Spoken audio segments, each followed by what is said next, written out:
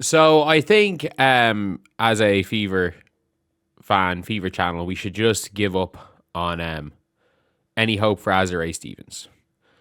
And if you guys are new to the channel, subscribe. We are trying to hit 58,250 or 300 subscribers by the end of the day. We're 21 off. And unfortunately, not only is Azure probably not signing for the Fever, she is probably going to go to a team that might actually become rivals again with the Fever, the Chicago Sky. A lot of signs are pointing to the Chicago Sky or the Dallas Wings. So, Azure Stevens posted 4 pictures in free agency: the Fever, the Wings, the Sparks, and the Sky. The odds of Azure ending up on the Sparks are low purely because they don't have the money. The Wings and Fever, or Wings and Sky, have more money to give to Azure Stevens. They can give Azure a decent chunk of money. They can. So they're able to pay her. But the Fever should give Azure the best chance of winning. The problem is, I don't know if the Indiana Fever are even looking for Azure. I think they're going to run it back with Natasha Howard. Because I mean this when I say this. If you guys don't know, the Indiana Fever's worst player last season, based on every single stat, was Demir Stantis. She was genuinely terrible. Like, she was by a lot the worst player on the Indiana Fever. So we're talking about Demir Stantis here as the worst defender and the worst offensive player for the Indiana Fever last year. And we're talking about her in a way that, actually, sorry, she wasn't as bad offensively as Bree Turner. Second worst offensive player, and she was the worst defender. We've got that Demir Stantis. And the first signing that they're making back, that has been announced, is that they're bringing back their worst player from last season. So you better believe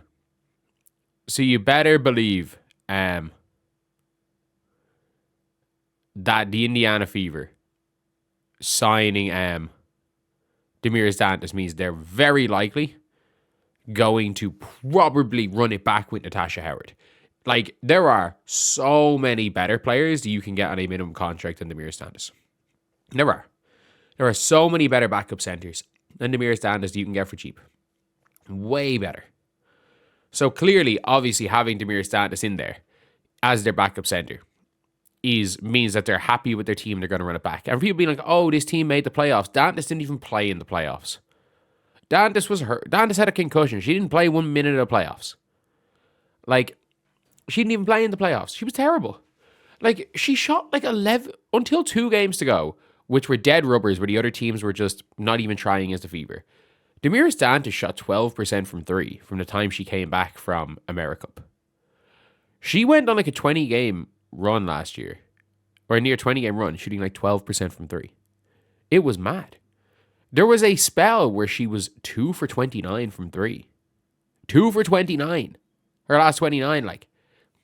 But now, obviously, Azure is who we want, who the Fever fans would love to have. But it makes too much sense for her to go to Chicago.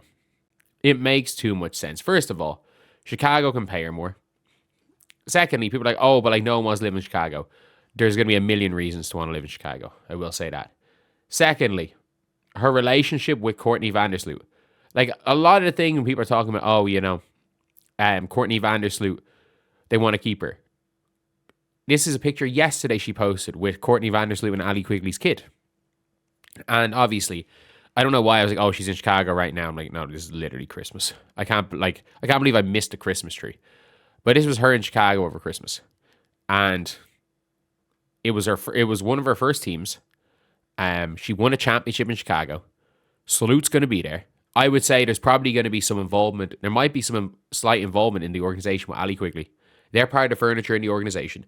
Long term, the likelihood is that Salute is probably going to play out this season and then fade into the background as an assistant coach. And then, like, fuck it, maybe even go straight in as a head coach to pull a Jason Kidd. Like, she's going to end up being involved there. And Rakia's there. Like, Rakia and Azure were very close for the LA Sparks. So Rakia's there. You've got Salute. as a teammate. She's won a championship there. And I get it. The Chicago Sky don't put the players in the nicest, they don't have the nicest facility. They don't put the players in the nicest places. That makes a difference when you're making $70K a year. When you're making $1 million a year, you do what you do. And not only that, it is literally in the CBA that whatever rec center the Chicago Sky are using, they have to basically build them their own locker room. They have to have exclusive use of the court whenever it is. So it's like, and they're not the only team that doesn't have their own practice facility. Yes, their practice facility is in the middle of nowhere. Yes, it's a little bit annoying. But for 5 months a year, if you're making $1 million, you will deal with that shit. And people are like, oh, you know, Chicago Sky will never be able to succeed with that. I mean, look, they've won a championship with it. Azura was on that team. I think the Azura to the Indiana Fever position is nearly done because I think Natasha Howard is going to end up back in the Fever. I think Natasha Howard will end up back with the Fever this year. So I don't have like a clue what is happening, to be honest. But it's looking very much like that. I have heard some rumblings of other not good stuff about the Indiana Fever. What's going on? I've heard, and I don't want to say who's told me. I don't want to say who it's even about. But we do know that Lexi Hull is currently having meetings with teams about RFA, and all she has to do is go. By the way, if a team's willing to give Bridget Carlton 1.4 million, an expansion team will be willing to give Lexi Hull 700K. And if Lexi Hull makes 700K, the Fever can't afford it. The Fever can't afford an Azura if they want to bring back in Lexi Hull. And Azura is going to cost more than Natasha Howard. And I don't know. The reality is, with everything, is that the only hope of getting Azura Stevens or a player of Azura Stevens' caliber for the Fever is purely if the Kelsey Mitchell sign and trade happens. I don't know if I want it to happen or not. I actually don't. I would love to see Kelsey Mitchell there on the team, but that fucking epic rule has screwed over the Fever.